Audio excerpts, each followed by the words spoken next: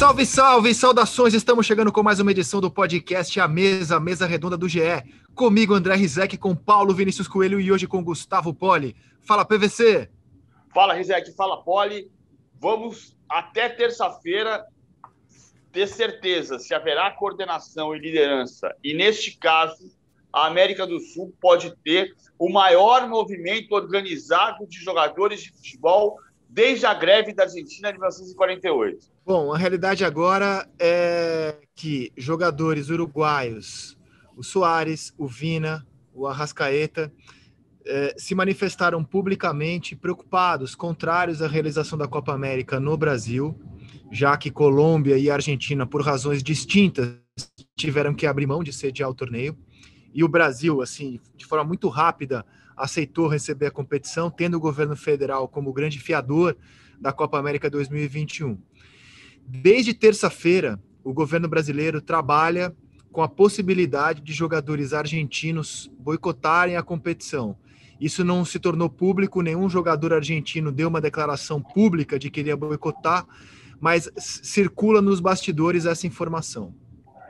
E ontem, quinta-feira, nossa reportagem no GE, na Globo, no Sport TV, trouxe a informação de que jogadores da seleção brasileira estão desconfortáveis com a realização do torneio e ainda estamos buscando exatamente as razões. O que a gente sabe, e dá para afirmar com certeza, é que eles tiveram uma temporada muito extenuante na Europa, a Copa América coincide com o período de férias deles, e só depois do jogo contra o Paraguai, na semana que vem, é que os jogadores vão se pronunciar sobre qual é a posição deles com relação à realização da Copa América, que começa agora, no dia 13, aqui no nosso território nacional. Se isso realmente acontecer alguma coisa dessa natureza, vai ser curioso, porque para alguns jogadores, a Copa América tem importância individual. Vou citar um aqui, o Gabigol. O Gabigol tem, talvez, na Copa América, grande oportunidade de sacramentar seu passaporte para a Copa do Mundo. Então, talvez seja contrário aos interesses dele que não haja Copa América. Agora, para vários outros, já sacramentados e em posição diferente, vai soar como um desgaste, talvez soe como um desgaste bizarro. Agora, há uma questão maior, que é a questão cívica, né, a questão da saúde pública, que talvez esteja permeando essa discussão, mas isso não costuma acontecer entre jogadores de futebol. O que o Brasil ganha com a Copa América? Por exemplo, a Copa do Mundo deixou um legado, em termos financeiros, de 100 milhões de dólares para o Brasil. Só um dinheiro assim que ficou na caixa do Brasil de legado da Copa, 100 milhões de dólares. Quanto que o Brasil ganha com a Copa América? Financeiramente, nada. A Conmebol paga apenas os custos da competição. Ou seja, aluguel de estádio, aluguel de CT, isso é um valor pouco significativo para um mês de competição, um pouco menos. A Conmebol, sim, essa ganha bastante, porque ela já tinha investido 30 milhões de dólares, e se ela não realizar a Copa América, ela perderia pelo menos esses 30 milhões. Então, a Conmebol perde muito. O que o Brasil ganha? Pois bem, o governo entendeu, numa avaliação política, que ele, governo federal, pode sair muito por cima, politicamente, da Copa América. Eu não estou aqui defendendo a posição do governo, estou apenas explicando. Então, na cabeça do governo, se terminar a Copa América e ela for um sucesso na sua realização, o governo vai poder bater no peito e dizer, olha só, a Colômbia não conseguiu fazer, a Argentina não conseguiu fazer, a gente foi lá e fez, o Brasil foi lá e fez, ponto para o governo federal. Então, é por isso que, por exemplo, o governo tem colocado muito a questão, por que pode ter campeonato brasileiro das 4 séries e não pode ter Copa América? Bom, a pergunta é boa, a minha resposta é a seguinte, é óbvio que a gente disputa futebol no Brasil com risco.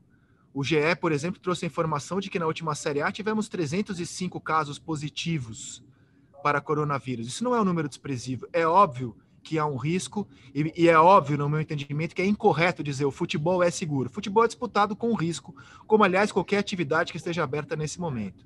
Por que a gente corre esse risco no futebol brasileiro? Porque, bem ou mal, você tem uma contrapartida. Você mantém clubes das 4 séries funcionando, a economia do futebol brasileiro segue funcionando de alguma forma, mesmo não podendo operar na sua plenitude.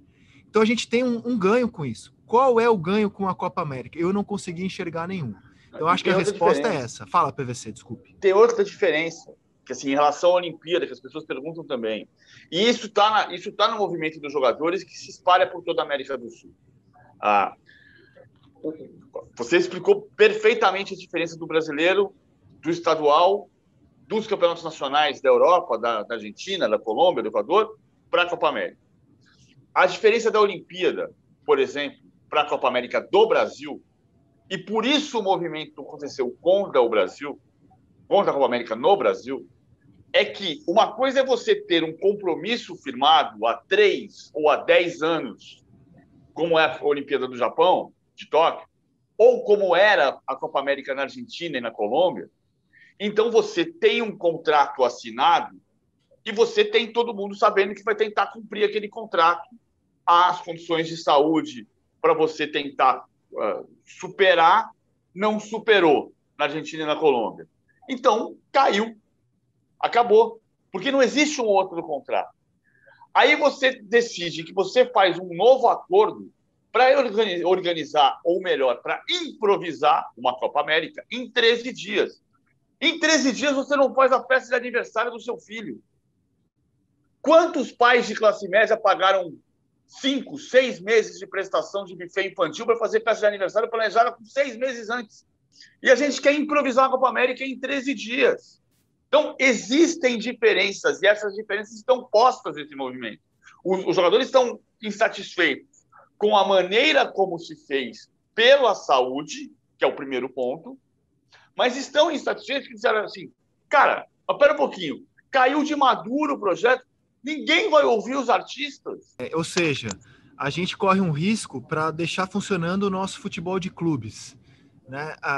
No caso, a Copa América, a gente vai correr um risco para salvar a Conmebol, né? Não tem comitê organizador local. Não tem contrapartida a Copa América, não tem um ganho para o país a Copa América ser realizada aqui. Quiser que não é só isso, olha o nível do improviso. Eu gosto da metáfora da festa de aniversário, você não organiza a festa de aniversário, você não tem comitê organizador local.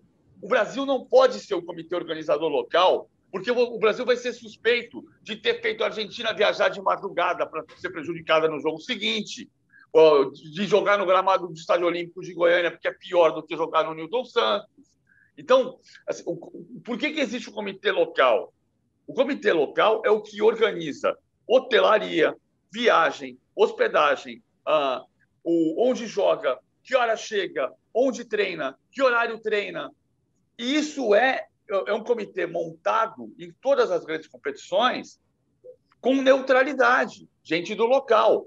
Se você tivesse montado o comitê local, você teria hoje gente empregada trabalhando. Então, o problema que a Argentina e a Colômbia têm.